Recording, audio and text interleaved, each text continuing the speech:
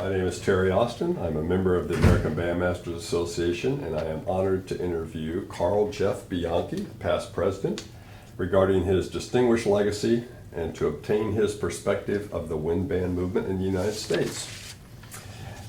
So, tell me a little bit about your career. Well, I was born in St. Louis. Beginning of my career, born in St. Louis. My parents were not musicians, but they loved music. And I remember as just a little guy, on Saturday afternoon, the Metropolitan Opera Texaco broadcast. And of course, I didn't have enough patience to stay in the house and listen to the entire opera because they wanted to enjoy the music too. So they would say, you can go outside and play now. And of course, I'd be back and forth and back and forth. And then still as a little guy, my mother loved music, and she would take me to the matinee concerts of the St. Louis Symphony. And I was enthralled with just sitting there in Kiel Auditorium, just looking and seeing the symphony at work.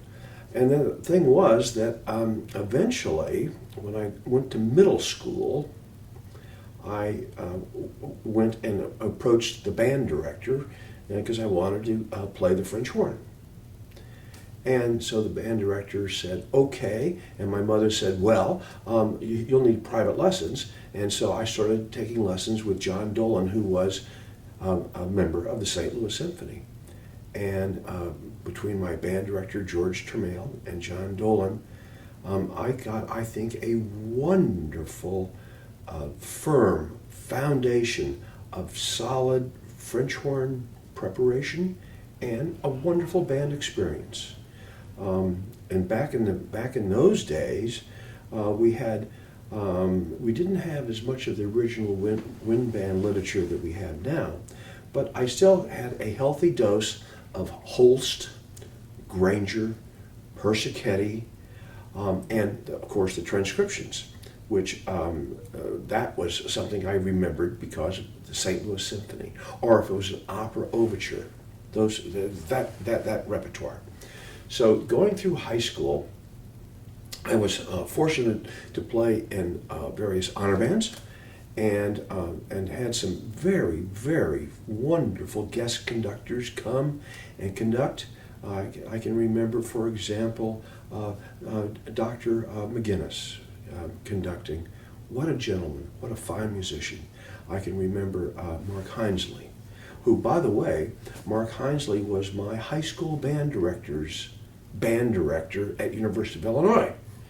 And I remember Mr. Tramiel taking a half a dozen of us up to Champaign for the ABA convention in the late 50s. And I remember sitting there and listening to, it was a fabulous band, the University of Illinois band. And it was big. It was like, maybe 110, 120 folks. And they just played great. And I can remember the whole slew of guest conductors coming along and doing a piece. And that was a very memorable thing. That was my first exposure to ABA. Did I know anything about it? No, of course not. It was just a wonderful time to hear a fabulous band play under all these famous people. And I can remember then, of course, when the University of Michigan band would come to the area, my band director, Mr. Tramiel, would take a bunch of us to go hear the Michigan band under Dr. Ravelli. And again, that was a wonderful experience. When I was in St. Louis through high school, I had also the wonderful opportunity to play in a very, very fine community orchestra. And that just reinforced that repertoire in my mind. Now, having said all of that, I never, at the time when I was in high school until a junior year, had any intention of majoring in music. The plan was everybody in my family were either engineers or architects. And so I was kind of, quote, expected to become an engineer. But what happened was that I went to a summer program at Indiana University in Bloomington, and it was for high school juniors, and we took courses that if you went to Indiana, you could then apply towards your Indiana degree, and that was really neat. And that's where I met Vern Reynolds, who was, at the time, was the professor of horn at Indiana.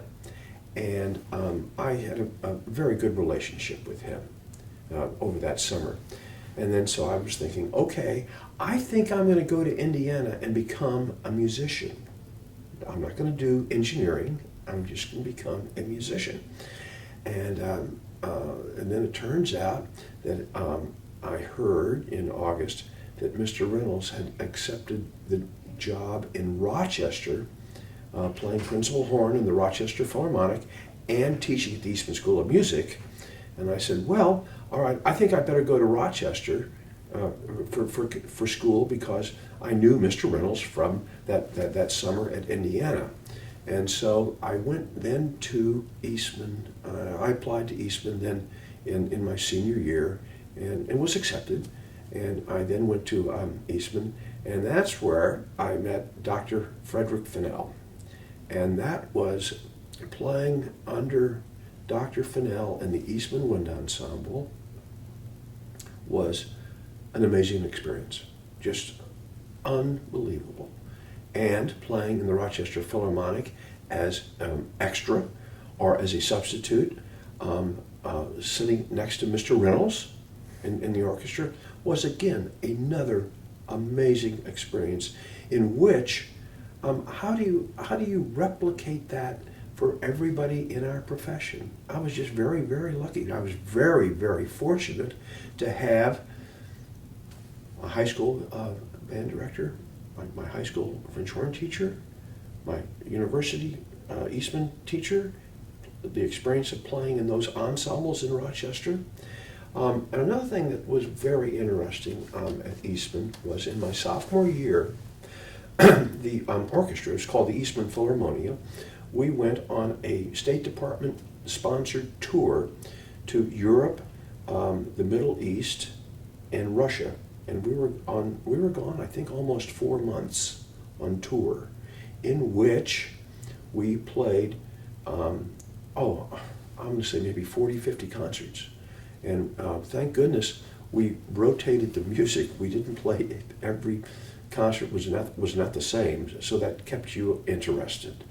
And of course, the crowds were just unbelievable in Europe and the Middle East and Russia, and that was a life-changing experience too.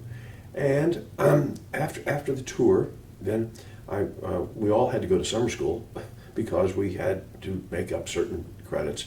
So that's when I started staying in Rochester in the summer, and I would play, and just to make some money, play in the park bands and play opera, the opera Under the Stars. And again, that was just another wonderful experience of, well, you have a rehearsal, park band rehearsal, and then you play a concert. So obviously sight reading skills really came into play. And then it turns out that this was now in the 60s, that Vietnam had really gotten very, very tense and ugly. And so it happened that I was fortunate enough to win the audition for the Marine Band in Washington, D.C. So I went to the Marine Band, and that was again an eye-opening experience of just playing in that ensemble with those musicians, and there was no messing around. You just played. You sat down and you better play. And that I kind of call the Marine Band my graduate course in band for 4 years, in which the knowledge that you just learn on ensemble skills and how to listen and how to blend, which was really started by my high school band director, George Tremail, continued with Dr. Fennell at Eastman, okay, and then culminated in the Marine Band. So the thing was that with that background and the Marine Band, I was in Washington D.C. and I was going to leave the Marine Band and go play in an orchestra, but that fell through because the orchestra went broke. And the thing was, so I'm now in Washington D.C. So what do? I join the union. I start freelancing in town. This is kind of interesting. Back then, if you were in the service bands in Washington D.C., you could not be in the union. Now that is no longer a rule. And so I joined the union. I started freelancing in town, and I played extra with the National Symphony Orchestra, also as a substitute. When somebody was sick, I played the opera. I played the ballet and the National Gallery Orchestra. And the thing was that, again, I think because of my background in being able just to sight read, because as you know, rehearsals cost money and you cannot spend hours and hours and hours of rehearsing because of the financial commitment to whatever the project is. So sight reading really paid off, and the thing was that with the the time in Washington D.C. after the Marine Band, also to supplement my income, freelancing, I taught elementary school band part-time for 5 years, in which it was just little guys. You started them in the 5th grade, and this allowed me to, one, continue freelancing because I had flexibility in my schedule during the week, and number two, also I had a little base of a guaranteed income, because sometimes on freelancing, as you know, you don't necessarily have every week a consistent paycheck. So this added some stability. And the thing was that when I was teaching the little people, getting them started and working them through their band experience as best we could, just seeing them a couple of times a week, that I got the idea to do a summer band camp for the elementary and junior high school students in the area where I was teaching, which was in Fairfax County, Fairfax City, as a matter of fact. And so I started a band camp, and in the mornings we had band, and we had lessons, and we had sectionals, and we had band rehearsal. And then in the afternoon, after lunch, I stayed, and we had an after-school sports activity program and an after-lunch jazz band ensemble. So I took the kids swimming in the afternoon, and then we played softball or shot basketballs, or what have you. And it turns out that I was rehearsing the elementary school band on stage at Fairfax High School, and there was a principals meeting.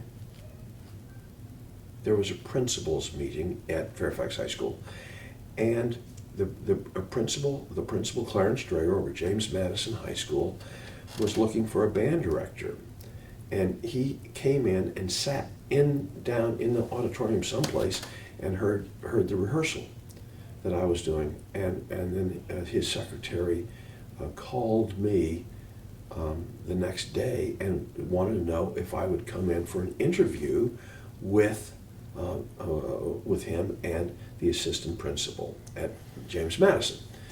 Well, as it turns out, the assistant principal, Bob Williams, his 2 sons played in that elementary school band. So that was kind of an interesting thing, that here this goes back and how you get offered a position. So he offered me the position at Madison High School, and that was really neat. But before all of that happened, yes, I have to put this in better time order. before that happened, I was fortunate enough to win the audition to play the Leonard Bernstein Mass that opened the Kennedy Center. So I had the opportunity to work with Leonard Bernstein. He conducted, and that was another amazing experience. Even going back further, going back to say Rochester, playing in the Philharmonic, the guest conductors that would come through town, William Steinberg, Leopold Stokowski, and playing under their direction, that also really enhanced my musical training. You don't think you're as a professional you're being trained, but you are, and you're developing this sight. And the thing was that, and with Leonard Bernstein, and then of course all the freelancing in town, and the opera, and the ballet, and the extra with the symphony, that again added to my training. And so I stayed at Madison High School, and after 1 year of Madison High School, I said, well, this is working out pretty well. However, I don't really have enough time to continue my freelance schedule because, you're not supposed to leave school at 12 o'clock to go play a matinee on a Broadway show that's down at the National Theater, or you're not supposed to leave school on Monday because you have to rehearse the opera. So I had to cut back on the freelancing, but the high school experience was really a wonderful time for me. And I stayed there for 24 years at Madison High School. And because of the time I was there, I managed to have a program, how I turned the program to what I wanted a band to sound like. And now let me now back up even further. When I was at Eastman playing in the Eastman Wind Ensemble under Dr. Fennell, the trumpet cornet section, they all played C trumpets because Eastman was a training school for orchestras, and trumpet players, they play C trumpet in orchestras, and they were wonderful players. And then I went to the Marine Band, and I all of a sudden, and I remember this like just a minute ago, that we were playing the intermezzo from Goyescas by Granados, and the cornet section came in on that one beautiful fanfare, and I said, whoa, what is that? That's a cornet sound, not a C trumpet sound. And I kept that in my ear all through Marine Band, all the way through teaching little elementary kids. And then when I went to Madison High School, well, the first major investment we did was buy cornets. And we had cornets for the folks that are playing the cornet part, and we had trumpet, regular B-flat Bach trumpets for the folks who were playing the trumpet part. And that was just from hearing the Granados that one day in rehearsal and saying, now that's what it's supposed to sound like. Not criticizing the Eastman guys, because they were all wonderful players, but that was the sound that got my ear. And I guess because of the cornet timbre and color, it led us at Madison High School to really do a lot of the transcriptions, in which the cornet part was played on cornet, and so going and playing the Hinesley transcriptions, for example, that's how I taught those folks music. One of the tuba players who just retired from the Marine Band, who was in my band at Madison, said, I didn't know this, but Les Preludes was an orchestral piece. And I said, yeah, Mark, it was. And he said, well, I just thought it was just band music. And so it was kind of interesting on how the students then got introduced into really fabulous repertoire. And also to balance that out, just because of my Eastman experience and the Marine Band experience, of course we played original band music too. Certainly, again, Granger, Holst, Hindemith, Persichetti, and it was always good. I tried to always balance the musical, well, most of the time, the musical program that we were playing at the time with a transcription and an original band piece. Now, sometimes I would go overboard and do all of one or all of the other, but my intent was to try to balance that between the transcriptions and the original band music. So, when I was at Madison, the opening happened that in the Youth Symphony, Northern Virginia Youth Symphony, that the job of the conductor came open, and the orchestra director at Madison encouraged me to apply for that position, because she said, well, you know, Jeff, in a couple of years you're going to retire from here, and you really need to do something, you know. And so I said, reluctantly, I said, all right, I will go apply for the job. And so again, I was fortunate enough to win the audition, and I then became the director of the Youth Symphony, and it is now called the American Youth Philharmonic Orchestra.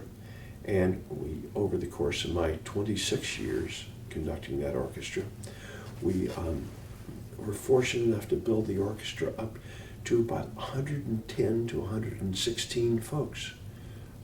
So it was a large orchestra, woodwinds by fours, big brass section, of course brass section, 46 violins, 16 cellos, what have you, and of course that was really fun because of my going back to when I was just a little guy, listening to the St. Louis Symphony or the opera on Saturday afternoon, and then playing those overtures and playing those symphonies and playing those concertos was really very, very fulfilling.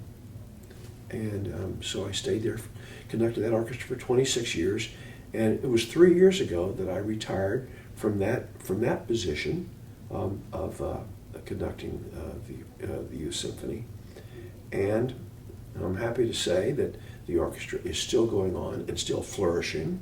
I'm happy to say that band camp that I started back in the very early 70s is flourishing. They have now 500 young students in the summer come to that band camp, in which it's still the same model that I set up back in the early 70s, and it's going along great guns. So I think that looking back on all of that, it's you certainly have life-changing experiences. You certainly, and when you're approaching something, you don't necessarily say, well, I'm just going to do this or I'm going to do that. But if you keep an open mind, you end up doing what you really ultimately wanted to do. When I was at Madison, when I retired from Madison in 1997, I received an offer to take high school students on a European tour, in which we recruited the students from around the state and recruited their band directors, because the band directors were the students' staff chaperones. Parents, of course, were allowed to come on the trip, but they weren't supposed to do anything, just to enjoy the vacation. And just because of recruiting the band directors around the state, I had wonderful opportunity to work with Terry Austin and Roy Holder, and that's always a wonderful experience. And then I retired after doing that after 20 years, because it's a kid trip, and every hour you have to do something different with the children, because that's their that's their attention span. And the trips were great, but they're very demanding and exhausting. And so, thank goodness I've turned that over to another wonderful director and his wife, and the trip is going along beautifully right now. So, that's kind of the nutshell of what my career was, how things just happened, and how it helped me to become the musician that I am now. If you look back on your career, what are some things, are there any things that you would like to do differently? I think probably if I should have taken a closer look at the new music that was being written. And I should have taken a more active role in promoting some new music. However, being some gun shy of some pieces that I've heard that I didn't care, I would wait until that particular piece became more into the mainstream of the repertoire. Now, being a high school band director, there's certain things, certain repertoire you really cannot, unless it's really you're going to struggle with it, perform. For example, Gandolfi or John Mackey. That gets too hard for the kids. So I would wait. I think that was probably prudent to do instead of trying to bookend them into some crazy repertoire, But certainly, the Hindemus Symphony we did numerous times. The Hindemus Symphonic Metamorphosis, the Schoenberg Theme and Variations. And I kind of thought of that as contemporary music being so entrenched in the classics. Are there any, what do you think the future direction is of bands? Well, the future direction of bands, the future direction of bands, I have a concern, and it has to do with this emphasis on these marching bands and the resources that it is taking away from the concert program to do these extravagant marching band shows that involve a huge expenditure of money for staff and equipment and props. And I feel that the younger band directors are getting pulled into that because it can be very rewarding, but I think that they're in a sense losing what is the focus is. Hey, I'm supposed to teach young people how to play music. And I think the emphasis of the marching band on these higher level things, they're not playing that much music. They are just doing all kinds of crazy body poses, not playing, letting the color guard do something, what have you. Okay, they're having success, but I feel that in some ways these younger band directors are losing the focus of what they should be teaching their students. And speaking about younger band directors, I also feel that younger band directors so often when they become into their job, they stop playing their instrument, and what they should do is they should keep playing their instrument, join a community band, because the repertoire that you learned in college, now in your college wind ensemble, is not necessarily going to be totally applicable to what you're going to do in your high school or your middle school or your elementary school. So I think if you're playing in a community band, you're going to play music that is going to be more accessible for your students, and it also keeps your ensemble skills up on the other side of the conducting stick, which is important. And I think that you always have to kind of be grounded in where did you come from? You played this, instrument, so keep playing it. And for example, I am still playing in bands. In a Virginia Grand Military Band with Laura Sissel, another ABA member.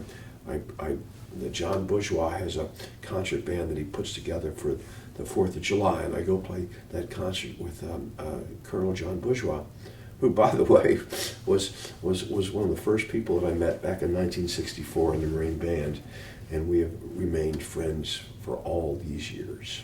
And he was certainly, in a sense, a mentor. I would say, "Hey, John, what do you think about this?" "Well, don't do that. Don't play that piece. No, play that piece." You know, and that's always a good thing to have, to be able to fall back to having that. We've really covered most of this because of the really comprehensive nature of the way you've answered questions. But do you have any summative things that you did not talk about that you would like to talk about? Well, let me think. I think just to review. And then I'm going to ask you about just what ABA has meant to you and Right. that sort of thing. The summative things that I've talked about, I think I really have to say that I was blessed to have the teachers that I had. I mean, how many people had Fred Fennell as their college band director? How many people had Vern Reynolds as their conservatory horn teacher?